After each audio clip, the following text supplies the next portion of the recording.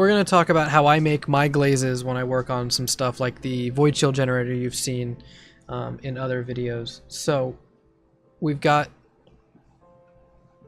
the piece that we're going to start working on with our glaze. We've got an artist palette. We're not going to want to use a wet palette here. And we're going to use red.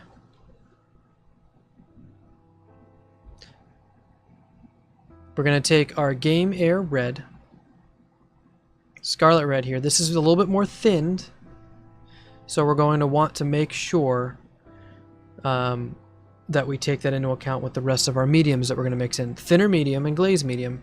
You can get these from any other brand. I'm using the Vallejo thinner medium and glazing medium. Glazing medium is going to provide some transparency, provide a little bit longer life to the paint. The thinner medium is going to do exactly what it says it does, thin it down without breaking apart the pigmentation. So what we're going to do is mix it in, right? Since it's already pre-thinned, we'll put a couple of drops down. I'm doing 5 drops. Right, we gave it a good shake before we started. That's why you see some bubbles. Normally with about this much paint, I will do maybe 3 drops of each. You want to be very careful. You want to get a good feel for this first. I'm going to try 2 of the glazing medium because this is already pre-thinned. 1, 2. And then we're going to try 2 of the thinner. I kind of feel like we're going to want a little bit more glaze medium. But for now, we're going to take the butt end of an old brush. Don't use your bristles. And mix it up.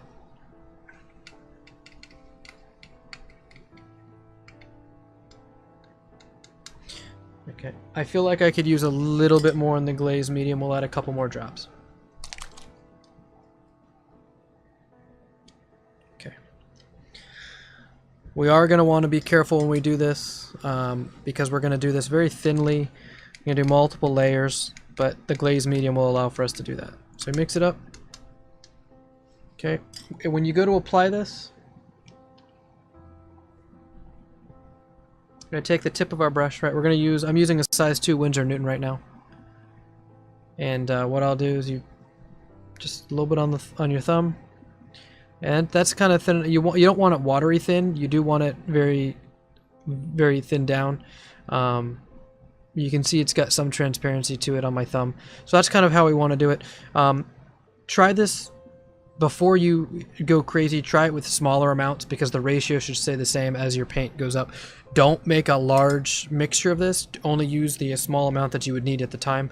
This should be enough to cover most of the panel. I might have to mix in more a little bit later, but I know that I did 5 drops of the paint, 4 drops of the glazing medium, 2 drops of the thinner medium. You can get a dropper bottle of water to add a little bit as well. I don't always like to use water because I worry about breaking apart the pigmentation of the paint, just to tear it down. You could do the same thing actually with too much thinner as well. So give it a shot. We'll come back with another video on how to actually apply the glaze to the model. So thanks for watching, guys.